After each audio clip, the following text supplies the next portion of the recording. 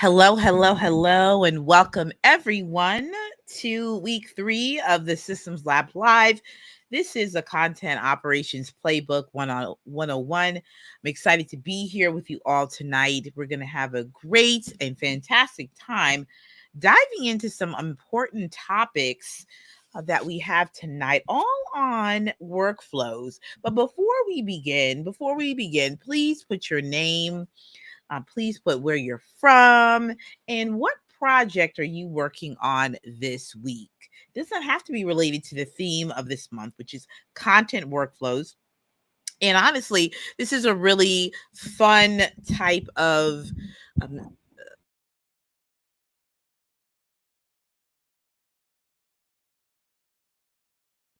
I guess you would say that this is a pretty fun theme. Just going to make sure audio wise. Back in business. Okay.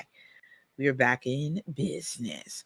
So, yes, what I was about to say. Yes. So, you may not necessarily be working on something for this theme, but a part of this whole entire series that we're in a different, I guess you would say it's more of a concept, a movement of sorts, is the next gen digital project manager. Those of you that have been with me since real long time, but you guys have seen me talk about, what does it take? This is like the question that we're asking ourselves in this particular season is, what does it take to be a next gen digital PM? And so what does that look like exactly? There are 3 components: leadership, strategy, and execution.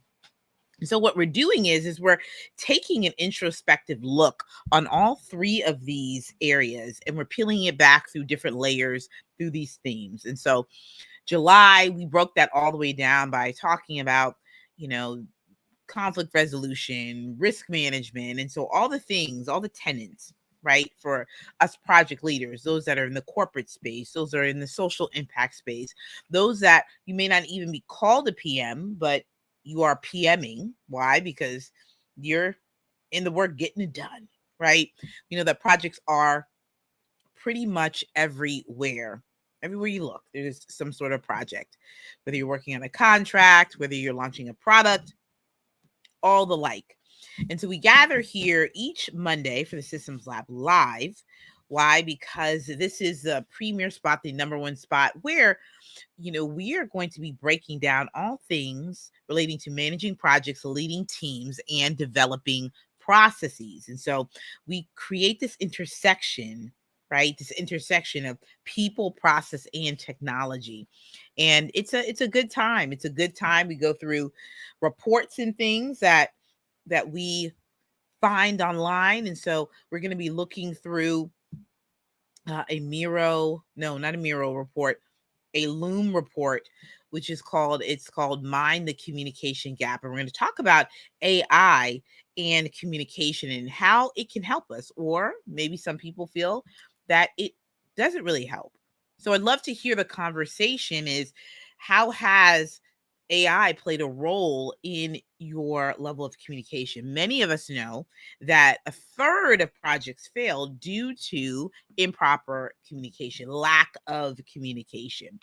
And so this is why we have the communication breakdown season of the podcast, and everything. And so, that is really, really important. And so, tonight is no different as we start to break down and as we round it out. What's happening, LaShawn?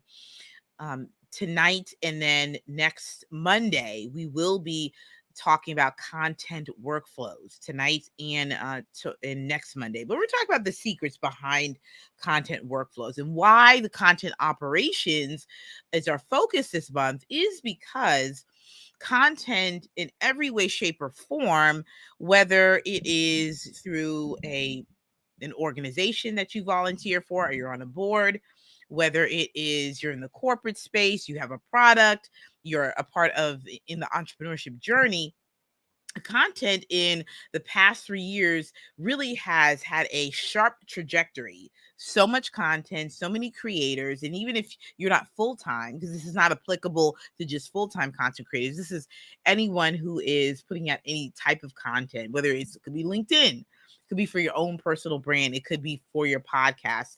And so we're going to be talking tonight about the secrets behind the 3 secrets behind workflows. And you're gonna have a good time because we're just gonna take it slow. And then next week, I will have some good old show and tell.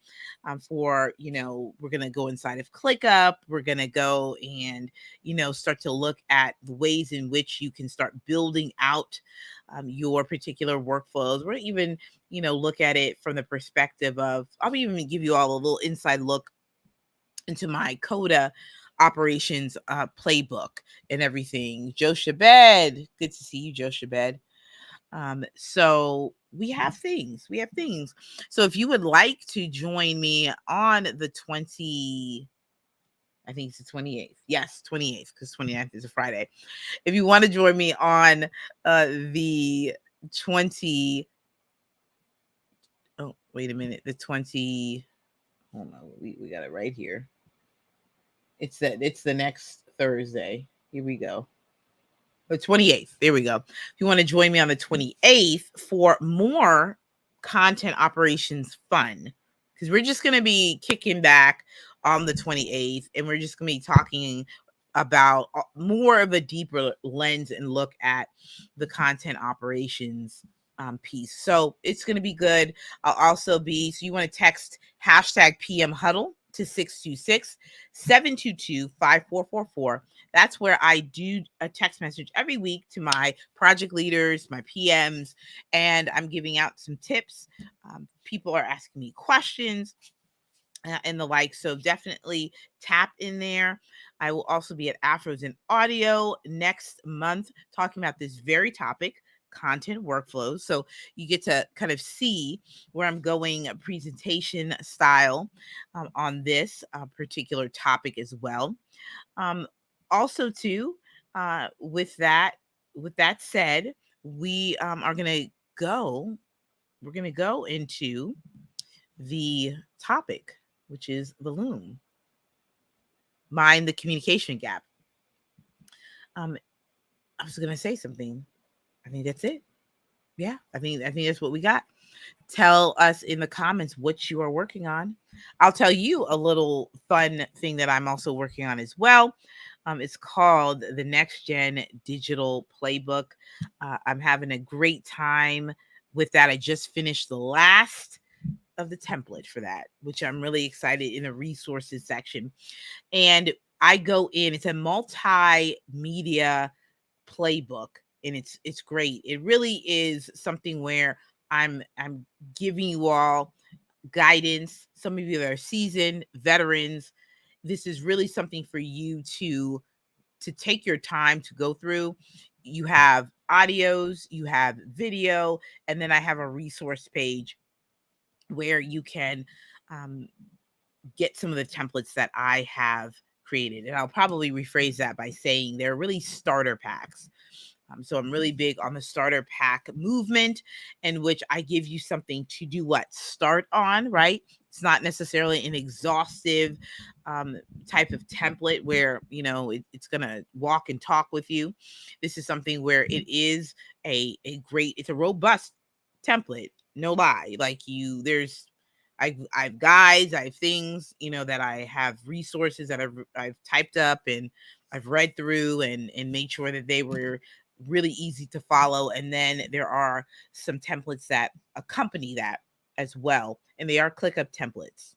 Okay. But I have framed it in a way where you can, if you use Notion or Asana, easily adaptable. So cool. I'm excited to walk through that with you all, release it and everything. We're going to get ThriveCart set up, which I'm very excited. So shout out to Drisha Hawk who made that recommendation. And also many people have made great recommendations on the ThriveCart. So I've started to set that up maybe about like a couple months ago, but I got to go back into ThriveCart and set that up. And so yes, that is a paid digital product that will be available looking forward to that being available late next month. So that will be great. And we shall begin. It's 8:16. So now let me go in here because we want to take our time with this report. Okay. AI has entered the chat. Okay. I'm going to share this screen. Oh, no, I don't want to invite a guest. I want to present.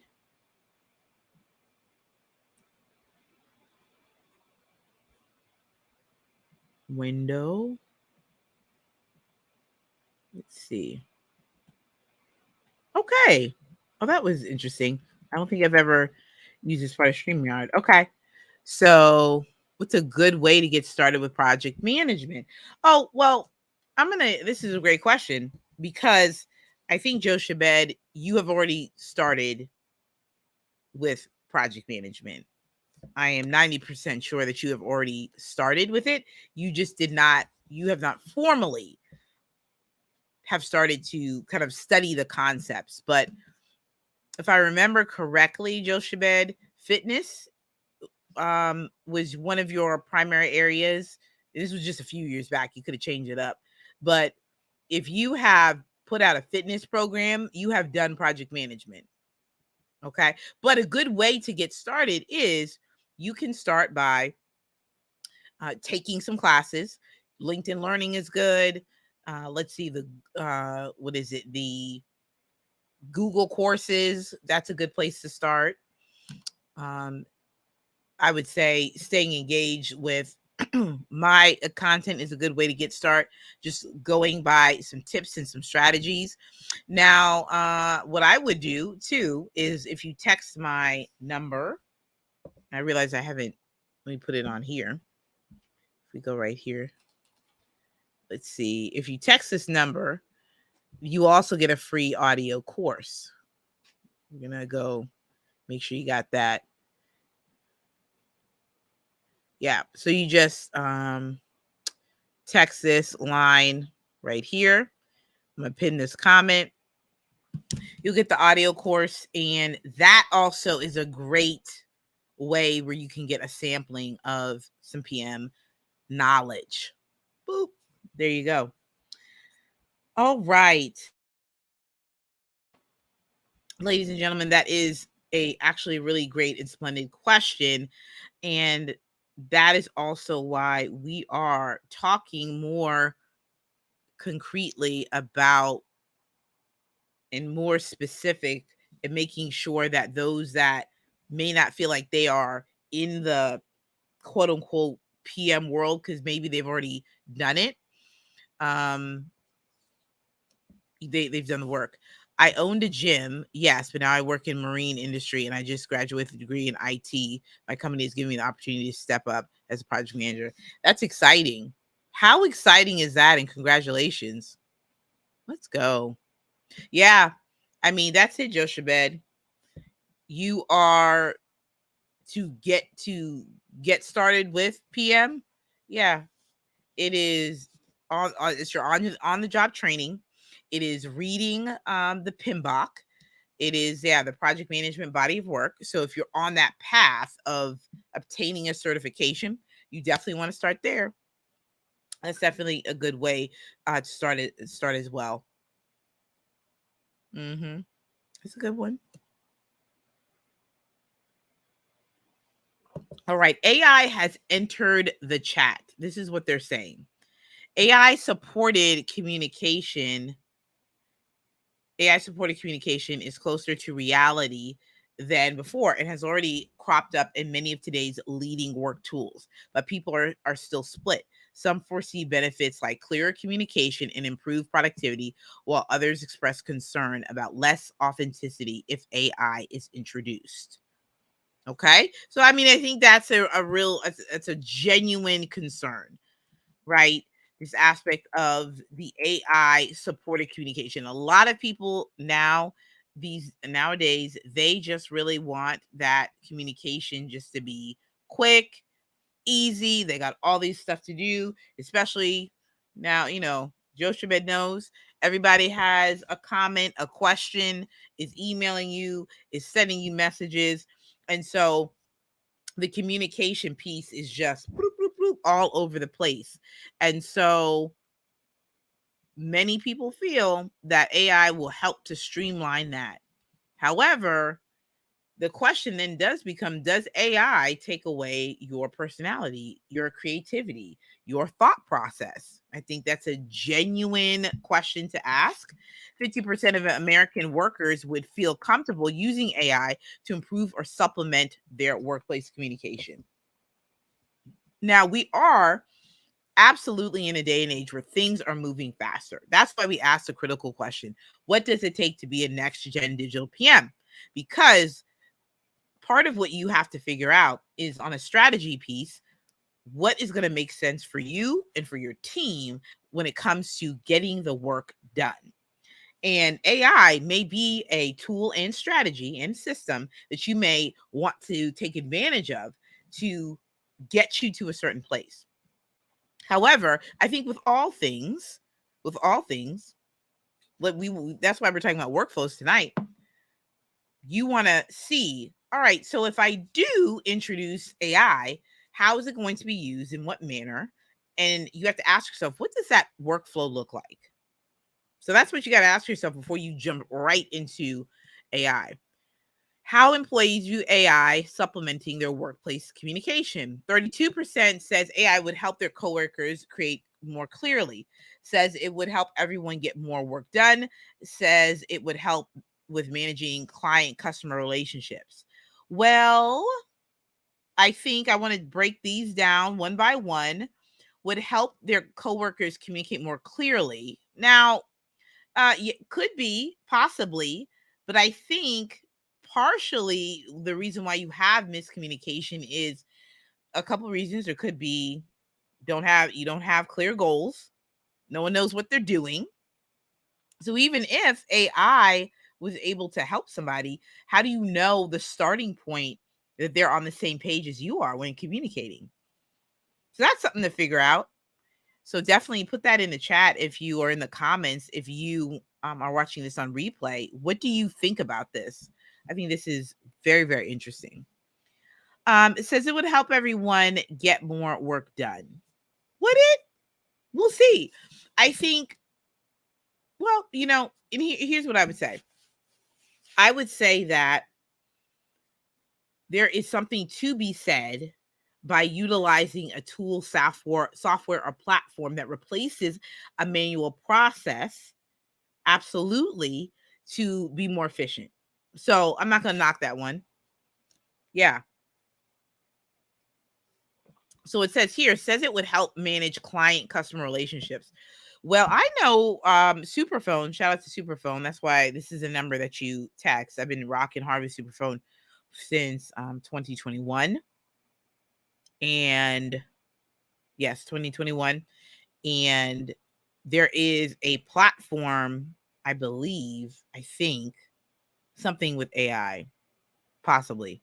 I got to double check. But regardless, this aspect of automating and utilizing other tools to take care of your client and customer relationships is something that is always something of a point of contention or a point of back and forth. And I would say for me, I think you got to be careful with how much automation and how much of the AI-ness that you're going to be doing. However, I think it's a broad statement, but I also know this to be true. It depends on the scope. It depends on the industry, the complexity, how your business is set up. I'm not anti-AI. I am, for me, and we're going to get into this, I don't know what month it will be, but I think we may see November as a month of, it may be a wild card. It may be wild card. This may be wild card season. Or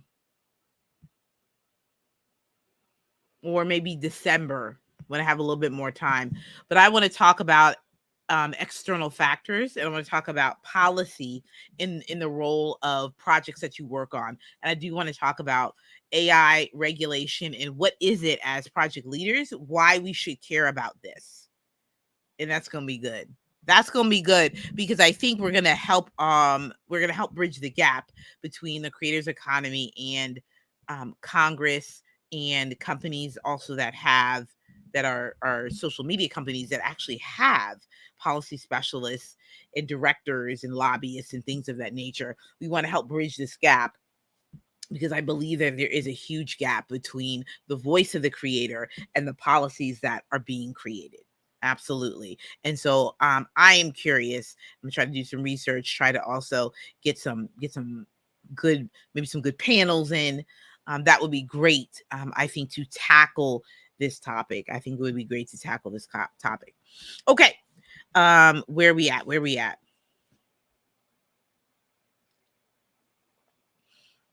While some support for AI conversation at work, over 56 of employees are leery of introducing AI into the workplace.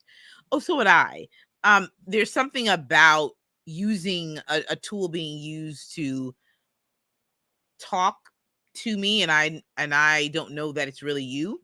I think it's a little odd. That's just me. If I'm on a website and there's like a chat bot or something, I'm okay with that. Like I said, I think there's a time and place to use the AI, the automations, and all the like. 30% said it would make them worry they aren't actually talking to their coworkers. Absolutely. Absolutely. Now, Loom's AI features are pretty cool. Yeah, for sure. Like really good. And I'm okay. And that I feel like that's AI assisted. Like the title and the chapter and the summary. I think that's golden. I like it. I think I ran out of Loom credits. I feel like as long as I've been hanging with them, can I have 6 months at least? Hello? Come on. I would love it. But I want to say my other friend, I think they are on a Loom like platform, which is called Berrycast. And I will start to use it so that I can share with you what Berrycast is. But I know that they have some AI assisted technology that they're doing, transcripts and the like. So that type of, information I think is super useful. So what's this one saying? Joe Thomas, Loom CEO and founder, says AI assisted communication, AI layered on top of human input, represents a massive opportunity to improve productivity and collaboration across teams. Like I said, I'm a big believer in how people are going to use it. Let's say you have a manager with the great ideas, but a tendency to ramble for 30 minutes. An AI tool could distill into 5 key takeaways for the team. I think that makes sense. This hits at the core tenets of modern communication, enable people to articulate, share ideas in a way that uses company time and resources efficiently. This in turn creates more opportunities to focus on what matters most. I agree with that. I'm 100%, or at least 90%. I'm on board with that. Let's see what else we got. I think we're at the end. Okay, Loom. This is how Loom did their data. Okay, cool.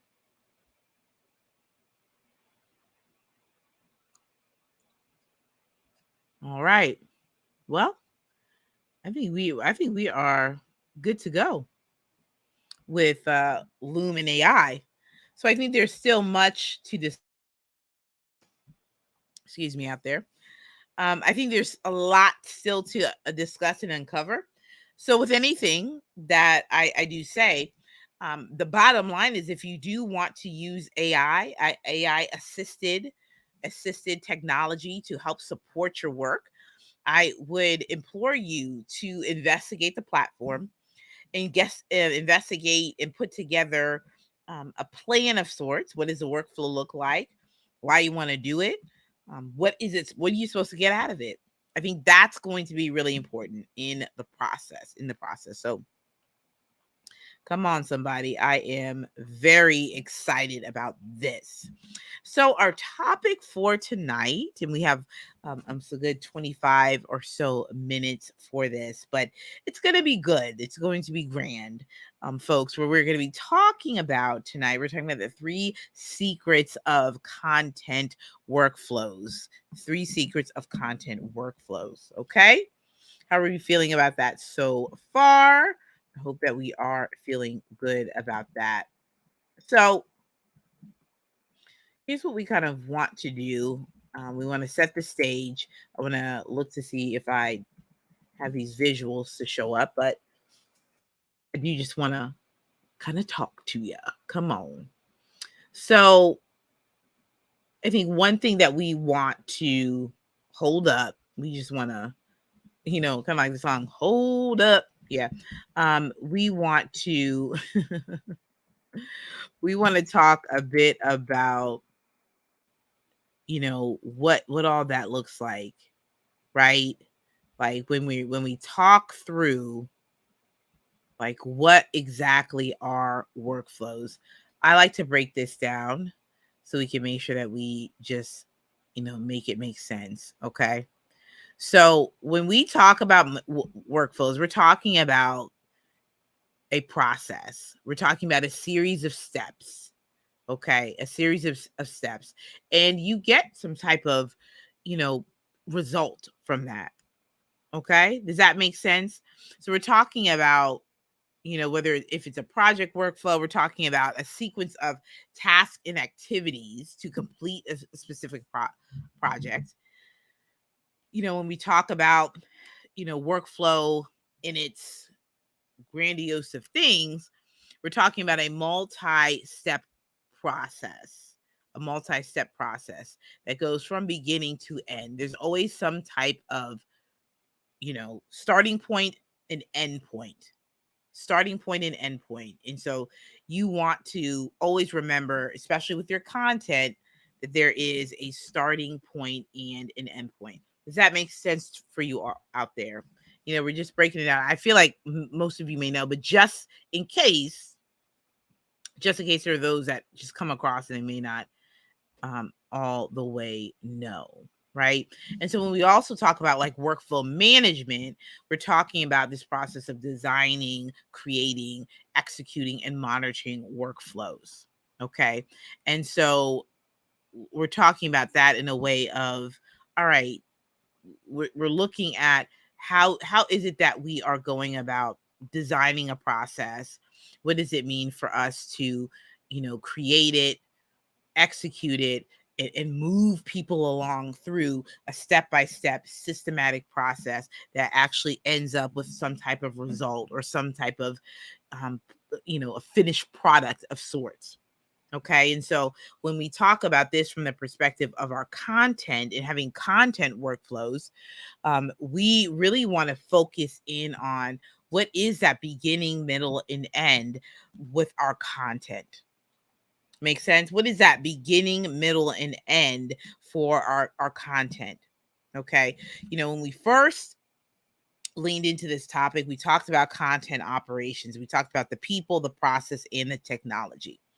Okay, then that last week we talked about content as a product, and now we're tying some things together so that for the operations piece, so that you understand that the workflows are here, and it's a necessity for you to grow and scale your content, especially those that have podcasts, those of you that are in the place and space of having media companies. Maybe you're an entrepreneur, you have content. Okay. And so there's always this question. I had a LinkedIn poll where I did ask, what troubles you the most? What troubles you the most? Let me see if I can actually pull that one up. It's a very good question. Very, very good question. Let me see it. Let's see. I think it is. Okay, here we go. I said, what is the biggest hurdle?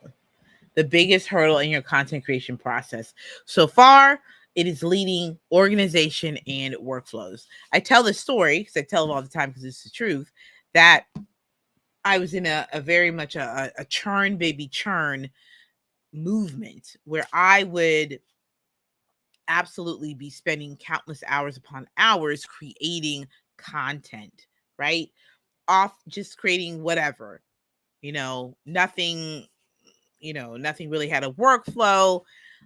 A lot of it was manual, and it's not as if you cannot have manual pieces to the process, but there was no rhyme or reason for how I created content.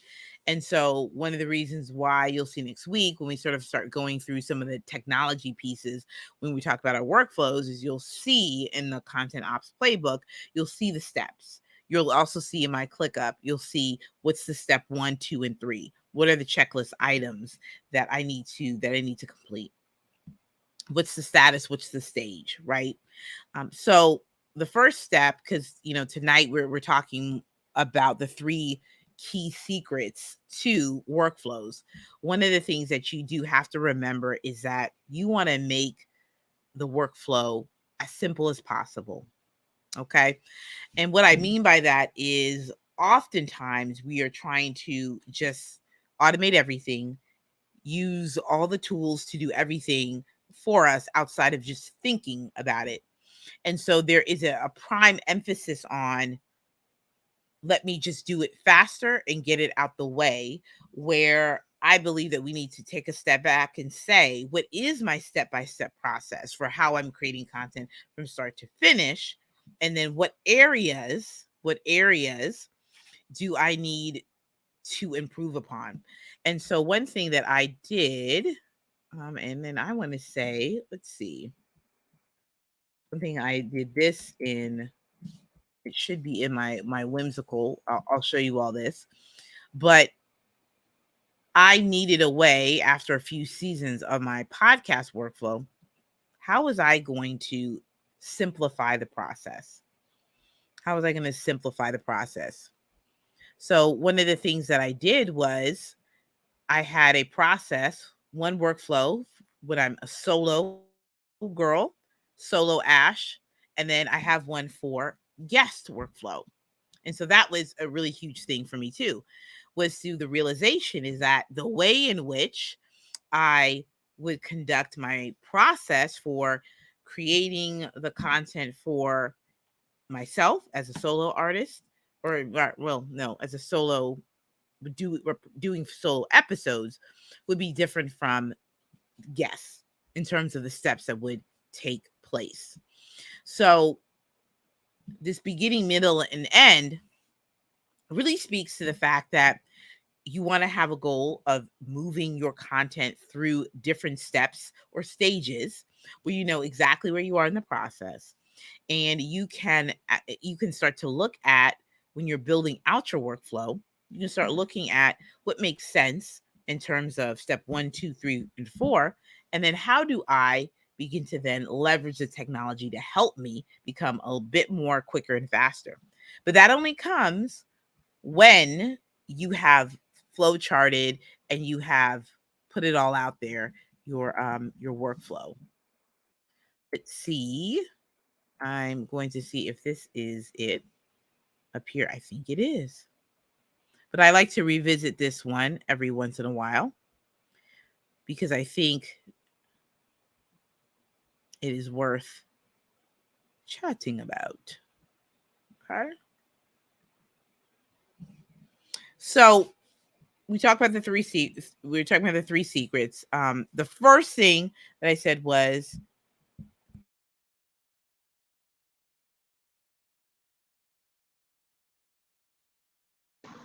here we go. I think we're back in business. How do we go about simplifying our workflow, you say? One of the ways that you go back to simplifying the workflow is you can do that through, excuse me, just working on this particular mic. Let's see here. Okay.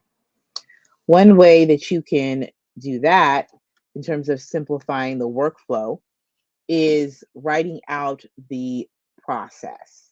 Okay. I think we're back in business. Let me change back the audio. Okay. I think we're just fine. Okay, cool. So one of the first steps that you want to do is you want to open up a whiteboarding app like Whimsical, like Miro. ClickUp also has a whiteboarding tool that you can use inside, which I think has made lots of strides and improvements. And what's cool about it is that you can create tasks from that. And so that is an interesting way to experiment how you can actually build out your workflow in real time and be able to utilize the task features and whatnot in the inside of the platform. So you want to keep it simple. Ways that you keep it simple. The primary way is documenting it out. So even if you are, maybe you're part of a team, maybe you're a little bit more agile, and you are batching out content, maybe you have backlog of content. It still needs to have a process. Maybe you have content sprints. Those persons that create podcast episodes within 30 days, their workflow is different than people who may do it on a weekly basis. So looking at that from that perspective, beginning, middle, and end, and then looking at, I would say, the inputs of what you need. So that's the second thing in terms of the secrets behind of your workflows, of your content workflows. You want to look at a few things. Number one, you want to look at some of the inputs, okay, or the elements rather of the workflow. And so that's the stakeholders, who's affected by this. So when you have your content workflow, if it's yourself, that's fine, because it's who's affected by it is yourself and your audience. Boom. So you're not left out of the scenario. Now, for those that are a part of teams, you will have other team members, a CEO that's involved. You will also have as well some of the same aspects of your audience, right? Those are your community members on your social media platforms, your email list. So think about your stakeholders when you're talking about creating your workflows. Okay. Now the inputs, what is required? Okay. And that's one of the core aspects of it. What is required to make a workflow work? Okay. Think through that. I hope those that are taking notes tonight are thinking through that really well. We should really want to know, what will it take if you have a podcast episode? What are some of the inputs? Well, for mine, some of the inputs are research. Some of the inputs are sending out invitations to my potential podcast guest. Even before that, recording the invitation, knowing what you're going to say, preparing the invitation in Canva. Lots of different inputs. Not only the recording, but also the editing portion. Some things that you know up front with your workflows is that because you know yourself very well, because of that, you know where certain things are going to take place that are quicker. So for me, I knew that editing was not my calling, and I knew that I wanted to outsource that. That needed to be a step. The challenging thing for my first podcast season was the fact that I didn't do the timing well. Of when I wanted the podcast to be edited and produced, and the schedule that I wanted. So things started coming out a bit later than usual. Okay, so that's a core piece of it. So when we talk about the first thing, when we talk about our 3 secrets to the content workflows, we spoke on the first, which is when we talk about simplifying your workflows, making it simple. You want to document first so you know what to simplify. Okay. The second thing is we talk about the elements of a workflow. We want to be mindful of our stakeholders, our audience, our CEO, our team leads, our directors, our audience, our our people that are on social media, our community members. That is, we want to be mindful. We want to be mindful and recognize those stakeholders who has a stake inside of the work and the things that we are creating. And then another aspect in that number 2 block is we're talking about inputs. What does it take to get it done? Do you know all of the different things that you need in order to make it work, from the technology tools to knowing the timing of things? Do you have that? Is that something? Is that something that you're cognizant of? Okay. Very, very good. So the third thing I would say that is extremely important when it comes to the workflow is understanding the ownership piece. Who owns it? Who owns the process? Inside of the workflow, who has ownership of the particular tasks? So I think that is extremely important as well. Getting that understanding, getting that clarity on the ownership piece. So who's going to own it? From start to finish, who's going to own it? Questions so far before we get into the podcasting workflow that's on Whimsical. I'm going to show you what the 2 workflows look like. Excellent. Make sure that you text hashtag PM Huddles to 626-722-5444. Make sure you do that. Make sure that you do that. Get plugged in. Get plugged in. So I'm going to share my screen. And for the next few minutes,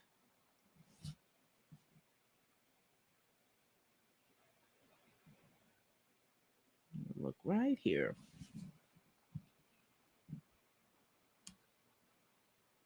Okay.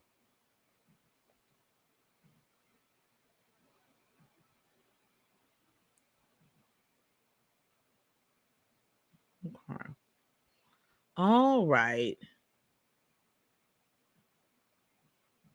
Oop. I think. Oop. We don't want to do that.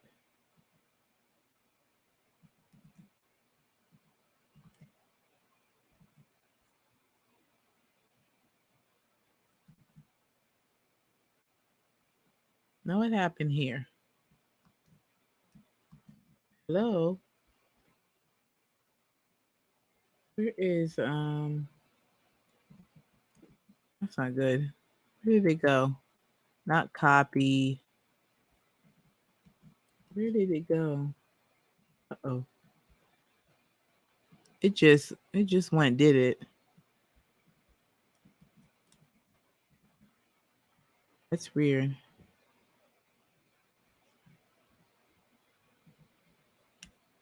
That is,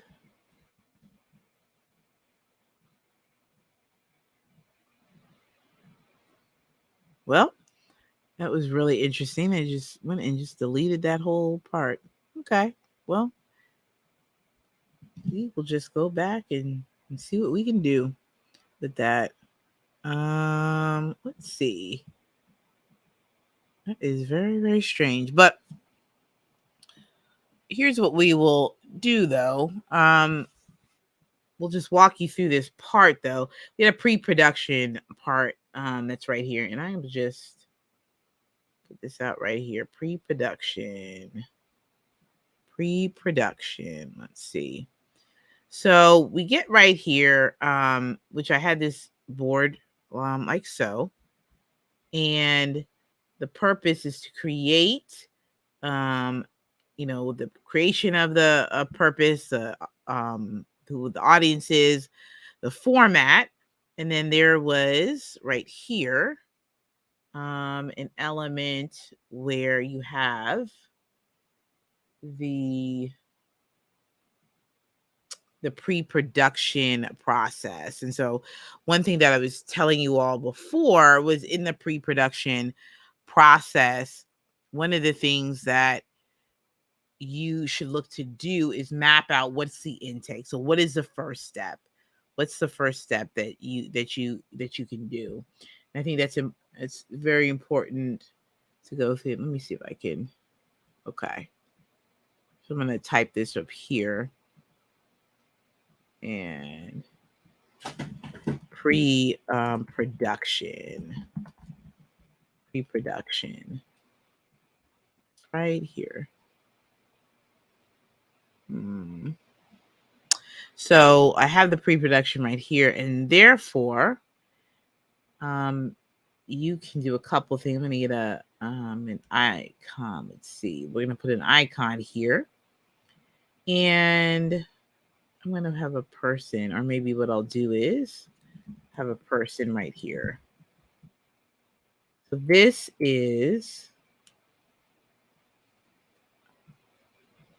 a person. Oop, that's not what I meant. Let's do.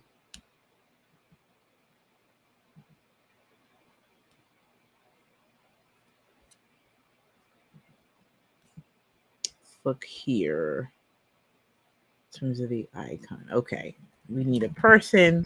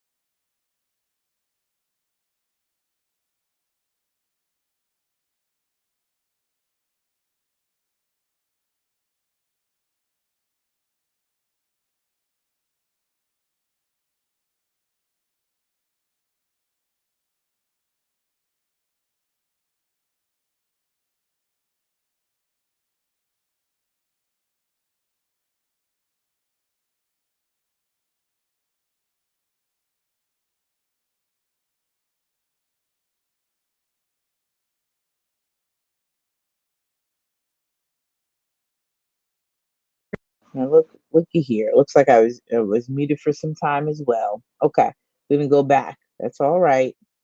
Oh, okay, so we're gonna go back here for a minute. Got the pre-production piece of it. Okay, so in this pre-production, what I'm doing right here is we got the guest intake right here.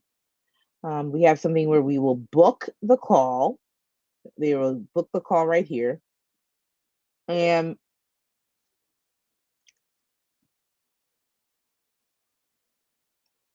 we'll book the call. Okay. They will also get an email.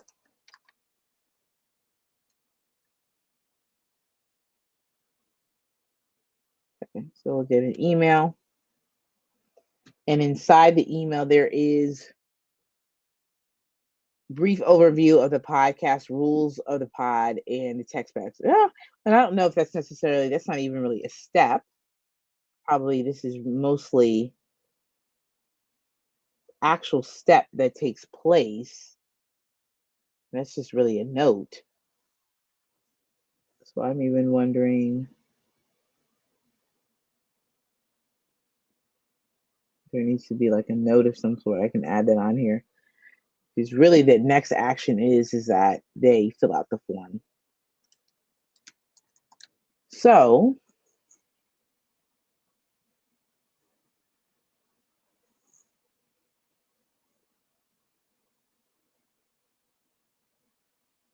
maybe that will work.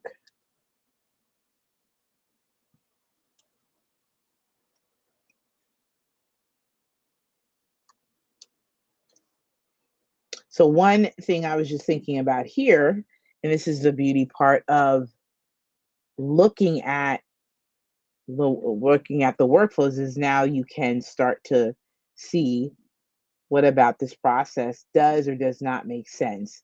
And so I wonder, because now that I have, and maybe I'm going to make this a little bit more specific too, because really, when I take this back, okay, I want to just, okay, because they're really going to the website. They're clicking on the website and they are filling out the booking information. They receive the automatic campaign and then they're filling out the form. The question then becomes, do we cut down on all of the steps? Do we cut down on all of the steps when we do that? Does that happen? Or do we make it so where there's something that's automated and they're able to put it like it's the forms on the actual site itself? But the one thing that is good about the workflows is that you can always change it up. And it's all mostly dependent on what you're producing. It's going to be dependent on if something is not working and maybe it used to work. You always get feedback. There always will be something that will tell you that perhaps something should change. So from the perspective of what we're talking here tonight, as we wrap up, the three areas for you to consider when you're talking about the creation of workflows is A, it's the documentation. So that visual workflow piece that you just saw, that's something that you want to do. Two, we want to talk through, we want to make sure that you are also focusing in on some of the elements of the workflow, like stakeholders, who's impacted, and also the inputs for a particular task or step. What does it take? And then last but not least, one of the things that you'll want to do with that is then you'll want to then go and see. Oh, and one more thing too with the elements of the workflow and that piece as well is that it may be that as you are working with team members, you'll want to make sure that there is the ownership and accountability piece. So that's that third element. Who's going to take ownership? Who's going to take ownership? Especially when you're connecting that to the inputs. What does it take? So you want to make sure that there's ownership. Who's going to have ownership of certain tasks? It doesn't always have to be you, but it could be something that you may be outsourcing or hiring for. All right, everyone. That is all that we have here today. Thank you all, and thank you all for bearing with me just with some small shifts in the microphone and technical difficulties. But we'll be back because we'll definitely be doing some recap and everything. And then also too, we will we'll also look at some more of the apps, more of the tools that help us with leveraging the workflow. So thank you all so much, and we'll talk soon.